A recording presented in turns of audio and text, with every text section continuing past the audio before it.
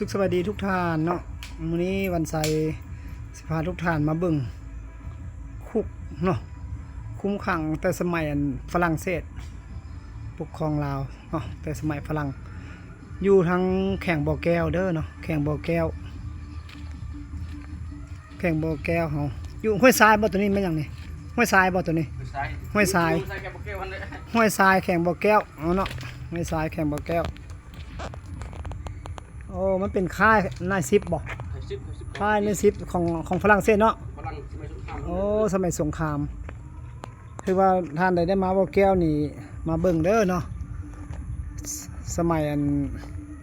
ฝรั่งเศสสมัยนั้นเนาะวันไซได้ถ่ายภาพมาให้ทุกท่านเบิ่งเนาะก็ผ่านไปหลาย10 ปีแล้วเนาะนี่มันจะมีหลายอย่างเนาะที่จงที่เหลือไว้นี่เนาะปืนก็ไม่ปืนไม่ยั้งใหญ่ๆบ่ใหญ่นี่นะเนาะยิงยนต์เพราะนี่ปืนยิงยนต์เพราะนี่โอ้แต่สมัยฝรั่งเด้อเนาะปกครองลาวหลาย10 ปีผ่านมาเนาะโอ้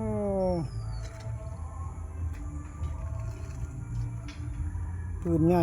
มีตีนล้อมีอย่างอีกอยู่แข่งบ่อแก้วเด้อเนาะ แข่งบ่อแก้ว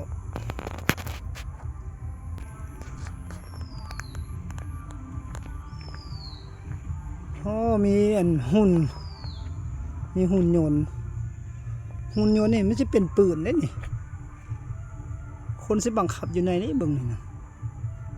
โอ้คนคือสิอยู่ในหั่นประมาณนั้นเบิ่งมันเป็นเหล็กเนาะหุ่นยนต์สิเป็นปืนในสมัยนั้นเนาะปืนแท้เด้นี่มันบ่แม่นว่าแต่งนี่มันปืนแท้ๆนี่เด้นี่โอ้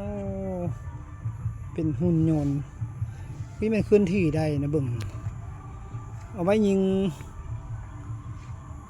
รถถังเอาไว้ยิงคนไว้อย่างนั้นนะเบิ่งสมัยสงครามเนาะมันนี่มันใช้สิพาทุกท่านไปเบิ่งยนต์มีหันยนต์อันนี้ก็บ่ค่อยเห็นแล้วยนต์ตัวนี้มันเบิดสมัยแล้วติเนาะอันนี้มันแม่นเอาแต่สมัยเอามือปิ้นเอาผมบ่มักปิ้นทางหน้านี่ยนต์2มักปิ้นยนต์2ปีกอันนี้ตอนคนรุ่นเก่าแล้วจังสิฮู้เนาะนี่เนาะรุ่น50 ปีคืนหลังพุ่นตินี่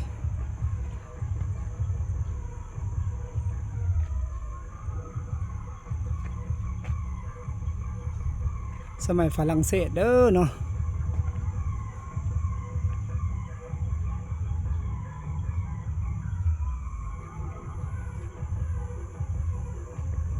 ปีก2 ชั้นมีปีก2 ชั้นเห็นแต่อยู่ในหนังสงครามเด้อเนาะตัวนั้นมันห่อคอยห่อยามแล้วเนาะห่อคอยห่อเขาเจ้าตำรวจทหารที่เป็นยามอยู่ถึงนะเบิ่งสมัยนั้นเนาะกำแพงก็เก่าหลายละเนาะ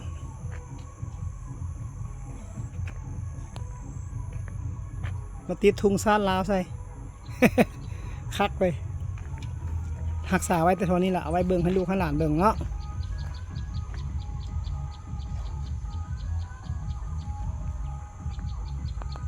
แข่งบ่อแก้วเด้อท่านไหนได้มาเรามาเบิ่งเด้ออยากเห็นเนาะ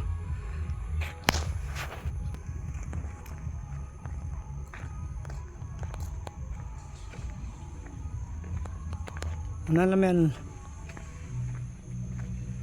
น้ำของเด้อเนาะน้ำของอำเภอเสียงของบ่ข้ามไปนี่อำเภอเสียงของจังหวัดเชียงรายเนาะเชียงรายเดียวกันตัวโอ้สวยงามหลายแต่แรงๆแบบนี้ฟ้ามันครึ้มมื้อนี้น่ะมันยักมืดแดดเนาะพระเจ้าว่าคันมืดแดดฟ้าแดดจะงามกว่านี้ว่าซั่นอันนี้มันน้ำของเด้อฟากนั้นมันเป็นประเทศไทยเด้อเชียงรายประเทศไทยฟากนั้นเนาะอันนี้ฝั่งของลาวทางนี้นะ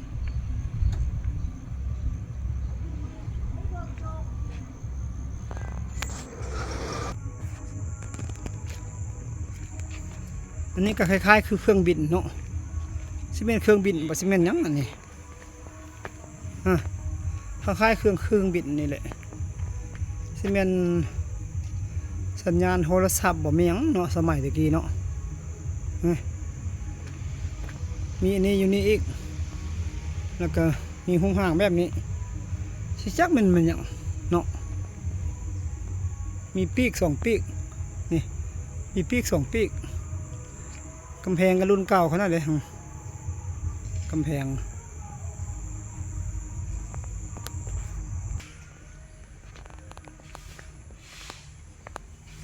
อันนี้แล้วมัน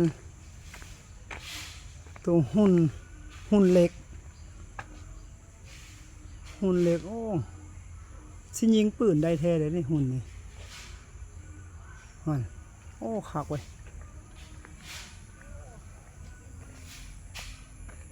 ยิงได้แท้บ่หุ่นตัวนี้ตัวเฮ็ดโซ่ซื่อๆนะโอ้เบิ่งถือว่าหาเบิ่งยากเลยถ้าเราไม่ได้เห็นเลยอันนี้ก็เป็นคุกกษัตริย์คุกเก่าห้างเนาะอันนี้เนาะกะขังคนโทษฝรั่งกษัตริย์เนาะจะหายมากแรงอยากจะมาอยู่อันนี้มันคุกเด้อเนาะสมัยฝรั่งห้องขังนักโทษในสมัยนั้นเด้อขอบใจทุกท่านที่ติดตามช่อง YouTube วันไซสมสุขเด้อขอบใจหลายๆเด้อเนาะใครได้มาบอกแก้วมาเบิ่งเด้อเนาะฝรั่งพี่บ่ได้เห็นเลยเนาะขอบใจทุกท่านที่ติดตามเด้อขอบใจหลาย